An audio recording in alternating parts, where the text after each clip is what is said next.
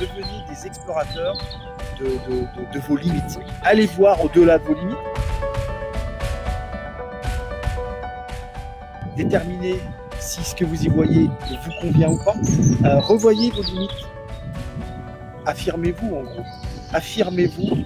J'ai vu quelqu'un disait, moi je ne sais pas dire non. Apprenez à dire non. Posez-vous la question. Ça, c'est vraiment la problématique du métal qui se laisse envahir. Je ne sais pas dire non. Donc, du coup, il est envahi en permanence parce que il n'ose pas. Pourquoi il ne sait pas dire non? Parce que plein de raisons. Je veux me faire aimer, j'ai peur du rejet. Ouais, il y a toutes les peurs, rejet, abandon, des amours. Enfin, là, on ne va pas les passer en revue, mais elles sont toutes là. Quand vous dites oui à des choses que vous ne voulez pas, à quoi dites-vous non dans votre vie? Ça, c'est une phrase. Vous pouvez l'écrire sur votre frigo. Quand je dis oui à ce que je ne veux pas, à quoi je dis non dans ma vie? Quand je dis oui à ce que je ne veux pas, à quoi je dis non dans ma vie? Et je vous l'écris. Toujours se demander, est-ce que ça m'appartient? Est-ce que ça m'appartient? Si ça ne m'appartient pas, je le renvoie à l'extérieur. Et du coup, il sort de mes limites, il sort de mon territoire. Et moi, je redeviens intègre, sain et pur comme je l'étais. Voilà, il y a vraiment cette notion-là. Donc, aller faire, donc ça rejoint ce que tu dis, c'est aller explorer, faire l'explorateur en vous, de toutes les croyances que vous avez, de la façon dont vous fonctionnez, de toutes ces choses-là qui vous empoisonnent la vie, soyons clairs. Et allez voir, est-ce que ça vous appartient? Et effectivement, quand vous dites oui à ça, à quoi vous dites non dans votre vie? Ça, c'est vraiment des choses, c'est la base. C'est vraiment la base. C'est revenir à l'intérieur de soi. Donc là, avec tout ce qu'on vous a dit, parce qu'on est bientôt à la fin, hein, on a fait en deux parties, en gros, je pense qu'il y a 2 fois 15 ou 16 minutes. Voilà, avec tout ce qu'on vous a dit, c'est quoi que vous décidez de mettre en place? C'est quoi que vous décidez de vous poser comme nos limites, finalement, j'ai envie de dire? Et puis, quelles limites vous voulez poser aux autres dans l'intrusion qu'ils ont dans votre vie, qui n'est pas positive?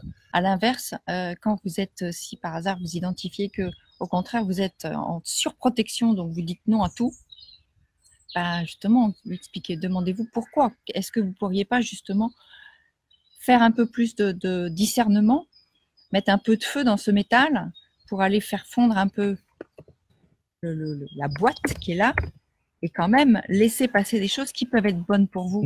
Parce que du coup, vous ne voyez pas les bonnes opportunités, vous vous coupez de tout finalement.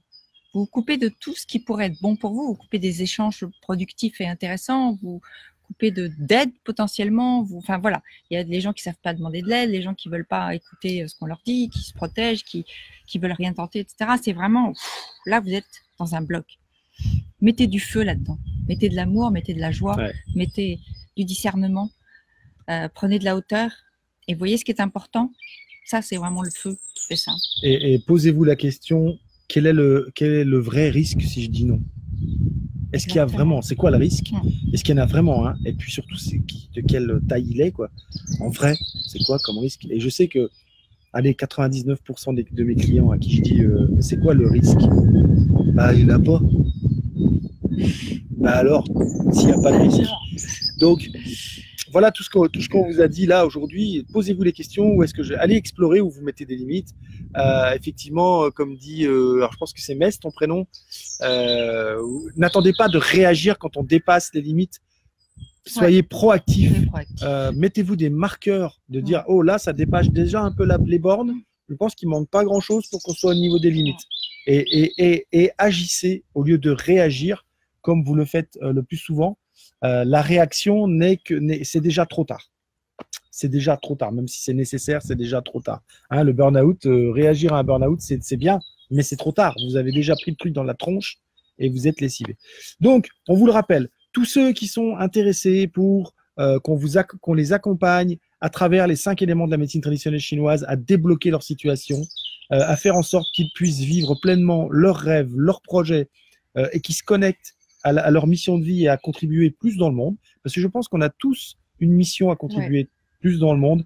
Marquez « Je suis intéressé » en commentaire ou alors, et on vous le dit, ne prenez pas rendez-vous 45 minutes avec nous par curiosité. C'est pas 45 minutes pour être curieux. C'est 45 minutes pour qu'on vous propose quelque chose pour avancer dans votre vie et que, enfin, vous preniez la décision qui est vraiment à votre service et qui va vous permettre de vous propulser et d'avoir tout, de réaliser vos projets dans les meilleures conditions possibles.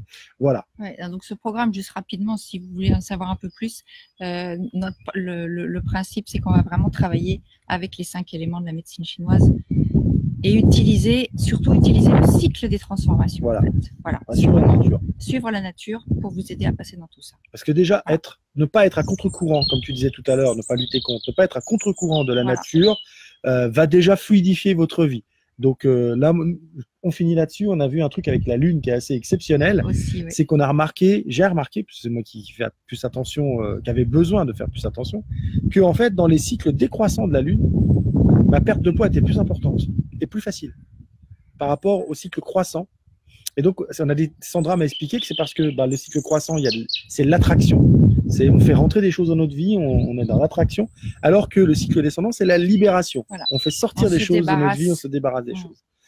Donc, vous voyez que c'est quand même super puissant de travailler avec la nature, avec les éléments.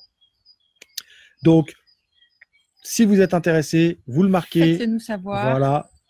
Et nous, on est en train de travailler sur tout ça. Vous avez un lien au-dessus, un lien Calendly. Vous allez avoir un questionnaire, un nouveau questionnaire auquel il faut répondre, beaucoup plus précis que l'ancien, et une prise de rendez-vous de 45 minutes où on explorera avec vous l'endroit où on peut vous aider. Et à un moment où je vous dis ça, il y a un magnifique rouge-gorge qui est posé juste en face sur le rosier. Il est juste splendide. Et profitez de ce genre de choses.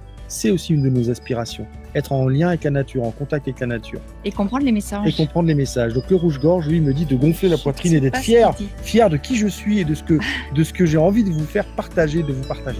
Voilà. Bon, les amis, on vous souhaite une belle semaine, une bonne journée. Et puis on vous dit à très vite, parce qu'on a hâte de vous parler au téléphone, de voir un peu où vous en êtes et comment on peut vous aider. Exactement.